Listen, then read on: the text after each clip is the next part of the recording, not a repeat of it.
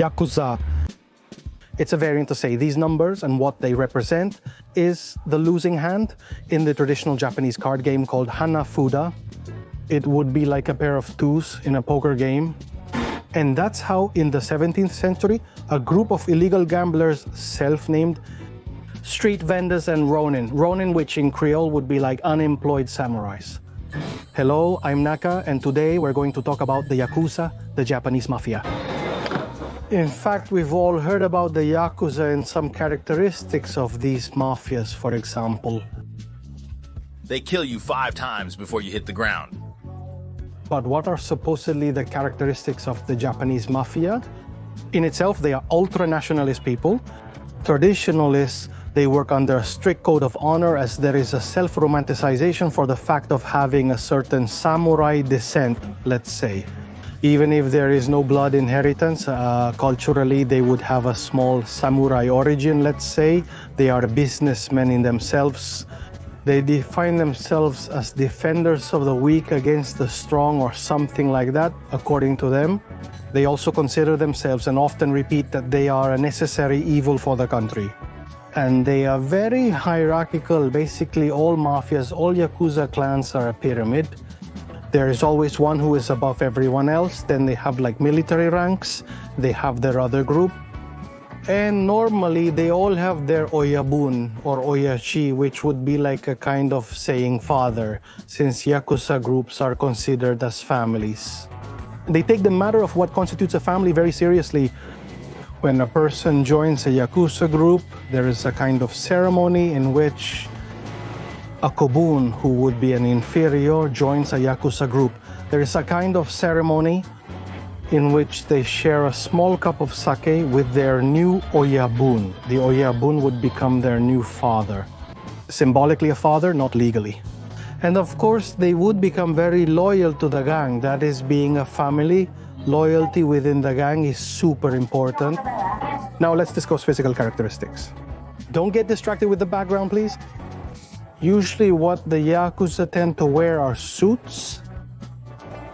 Sunglasses are often worn. Sunglasses sometimes, not always. In some cases, in old cases, they used to tattoo their eyebrows because it was said that this is a way of no turning back. And obviously tattoos are something very typical, characteristic of them. Hey guys, don't look at the background, Sanan. Do you know where I am? I'm in Kabukicho. Well, I'm going to talk a bit more about what this neighborhood is, what it means within the context we're talking about. Tattoos used to be basically mandatory, but today they've lost a lot of their meaning due to the trend of getting tattoos, and it's not as frowned upon as before.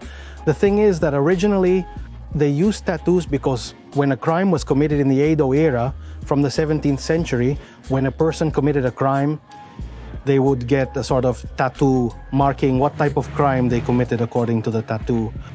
Many would get tattoos to cover up these other tattoos. The worst part is that at that time, firefighters also had large tattoos. They would tattoo dragons that were supposedly, they used it as protection.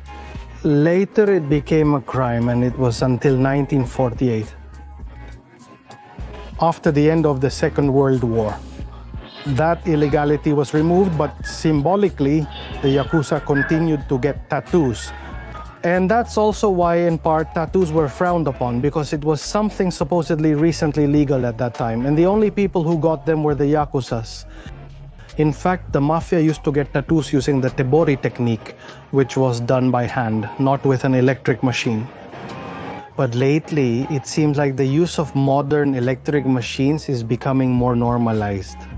It is said that there are approximately 3,000 Yakuza clans and approximately 90,000 members. These numbers are very complicated and should be taken with a grain of salt, as they are difficult to know officially. The largest Yakuza clan in all of Japan is the Yamaguchi-gumi, which it is said to have about 40,000 members, and they belong to the prefecture of Osaka and Kobe. Now let's see what the Yakuza do. I mean, what kind of business do they do? Well, smuggling, weapons, drugs, other products, money laundering, extortion. They run prostitution rings, human trafficking, illegal gambling, loans, those that are with very high interest but have few requirements, real estate businesses, telephone scams, Supposedly, the owner of the Yakuza said that they don't have to do scams, supposedly. But then I'm going to explain well, because now it is done. They charge territory fees, for example.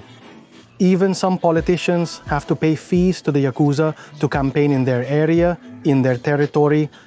Or, for example, film producers, if they want to use an area to record or film a movie, they have to pay fees to be able to use the area. The other is protection, which is very typical. For example, inside bars, they charge you like their tax for protection. Of course, it's a protection you don't want. Because if you have a problem and you call the Mafia to help you with some problematic customer, a drunk, for example, then the tax can go up.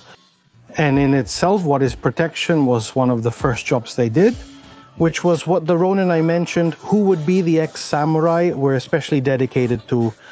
Of what this style of jobs, like bodyguards or taking care of places and those things, let's say they were among the first jobs, apart from illegal bedding or smuggling.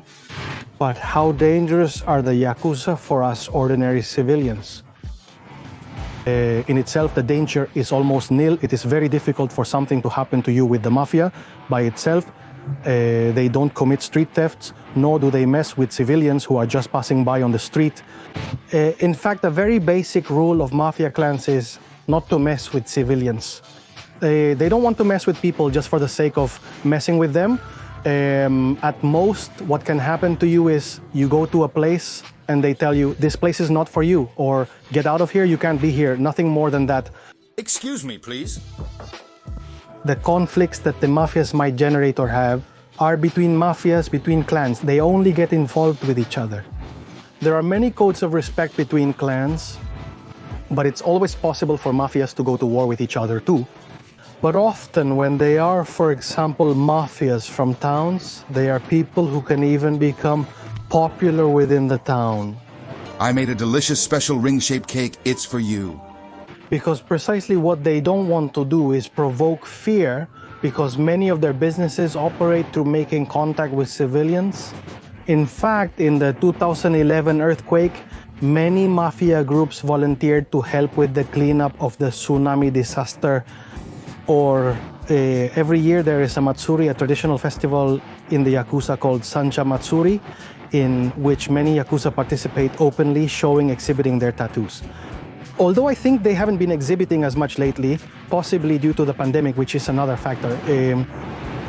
We can even see cases of female Yakuza, but usually women can only be Yakuza if they are lovers or wives of some other Yakuza. A woman cannot independently join a clan. These are very rare cases. A woman can be the leader of a clan only in the case that something temporarily happened to her husband, who is the leader of a clan, and he is, for example, in prison. That there was indeed a case where the woman assumed the position of chief, let's say, the mother of the group. So about 10 years ago, under the government, a campaign to exclude organized crime began in Japan, which they made many laws that complicate the work of the Yakuza. The Yakuza always move through legal loopholes and always try to do things as legally as possible. Being a Yakuza doesn't promise you not to go to jail. Japan has its corrupt side, but it's not that easy. You can't always bribe someone to save yourself from jail and things like that. 90% of the Yakuza have been imprisoned at some point for something. An example is precisely in this neighborhood of Kabukicho in Shinjuku, known as the largest and most famous red light district in Tokyo. Nowadays, there are not as many businesses run by the Mafia precisely because of this government campaign in which they wanted to do a big cleanup, in which they wanted to remove a percentage of sexual businesses that were running very freely in the area. Therefore, now it is very limited and is based more on common bars and slightly more tourist attractions. It is an adult entertainment area, but it is not as strong as it was 20 years ago. And within what is the relationship with the police, every headquarters police department has its sector, its organized crime office. And there's always a representative who has constant contact with mafia bosses. And they can even come to have a good relationship. Go away from the city. No. Ah, as friends. No! Don't be mean.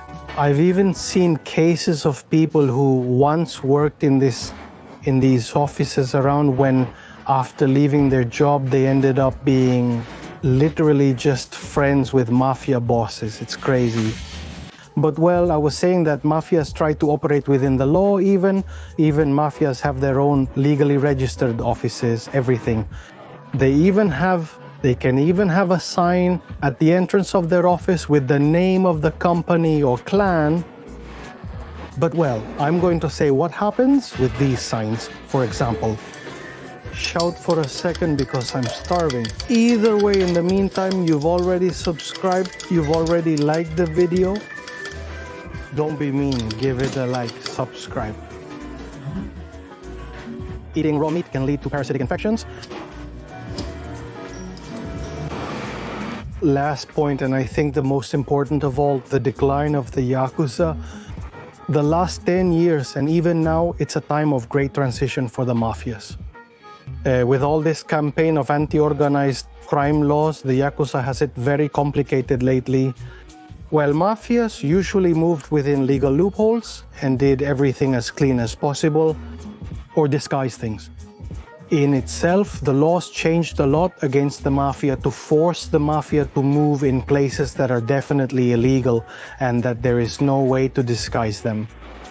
And this causes the mafias to become more ordinary, that they commit more common crimes. And having so few areas, so few places where they can get their hands in, this also causes conflicts with other mafias. And this also causes the mafias to kill each other over territory issues, over business matters they want to carry out. In fact, now the Yakuza can't have bank accounts, they can't have properties in their names, they can't rent in their names, they can't even get telephone lines, they can't get cell phones in their names. Even if one is a former Yakuza, they have the 5-year rule, which is 5 years in which they can't have all those things. And besides, that is also now illegal to make contact with the mafia. For example, I've seen interviews with film producers who specialize in making Yakuza movies. And before, they would go to shoot in a neighborhood, and they had to go through the Yakuza office. Ask for permission, pay fees, and even they could have relationships and conduct interviews with real Yakuza. Even some Yakuza appeared in movies. Real Yakuza appeared in movies. And this can't go on anymore. From an interview, a director said they went directly to film and the mobsters came right away. And they told him, "You didn't pay the fees." And they took him to the office and had a discussion, and they couldn't solve anything, but they themselves can't go and contact the mafia on their own. Cutting off one's finger is the greatest act of redemption. Within the mafia, when one commits a very serious mistake or something that can be considered a tradition within their clan, a person cuts off their little finger and gives it to their oyabun or oyaji, their boss. Cutting your finger is a voluntary act. Nobody forces you to do it. But they say that lately, it seems like nobody does it, because when one cuts off their little finger and gives it, the oyabun kind of keeps it, treasures it. Nowadays, it can't be done, because if the police were to find a cut-off finger, it could also cause extra problems as well. And among all these laws that the government put in place, there's also one that affects cinema. Not only what I've already told, but you can't make movies that glorify the Yakuza anymore. And therefore, if there are Yakuza movies today, they are more likely to focus on showing that being a Yakuza is not something cool, the decadence itself. For example, there's a movie I highly recommend, it's very good. It's called Yakuza to Kasoku, which would be Yakuza and Family. By the time this video comes out, it will have premiered on Netflix outside Japan. A very good movie that precisely shows the process of a boy who joins the mafia at a young age, and, well, all the decadence that happens during the 2000, roughly year 2000, up to the present. And, well, it's a reality that I believe it's a good reality. In itself, it's a small town mafia, not a big city one, because the big city mafias are surely very different. They are much harder to take down. But on the other hand, there's also the reality they want to show us. But I saw it, it seemed to me a quite coherent movie in many ways. Have you ever encountered a member of the Yakuza criminal organization? Yes, I have run into them, but it doesn't go beyond that. I mean, near the main train station close to my house, there are some little alleys with bars. Many times I must have been passing by, walking, and you could tell, right? By their looks, I mean the suits, the sunglasses at night. Well-groomed, their hair perfectly styled. I mean, you could tell they were the ones when you walked around the area where they were.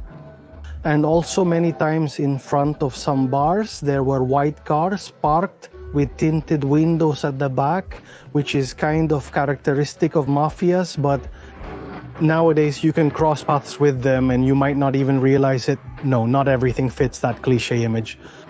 Well, maybe the thing about wearing suits is true, but the thing is, you can even confuse them with a salaryman, with an office worker sometimes. Other times not, because they have slightly more flashy shirts, and there was like, you can tell it's not from the office. Problems that I may have known about the Mafia issue? No, luckily I personally never anything. But for example, I knew of a case of a person who was inside a restaurant which had no connection with mafias. It seems that what was happening was he had problems with some gang members. These gang members were outside the restaurant waiting for him. And what the guy did was call some Yakuza he knew. And these Yakuza went and beat up the gang members who were waiting outside. The guy, ready, thanks, thank you very much, goodbye. But the Yakuza suddenly started charging protection taxes to the restaurant. I mean, very sad. Oh, I mean, because of a customer, the place started having to pay taxes, protection and security taxes to the Mafia, a drag. I want you to take this video as a general overview, not as the absolute truth. There are many contradictory things, many things that could be wrong due to other existing cases. That's it. I wanted to make it as summarized as possible. That's it. Thank you all for watching. I am Naka from Japatonic Light. Greetings to you, your family, your dog, and your annoying neighbor. Bye.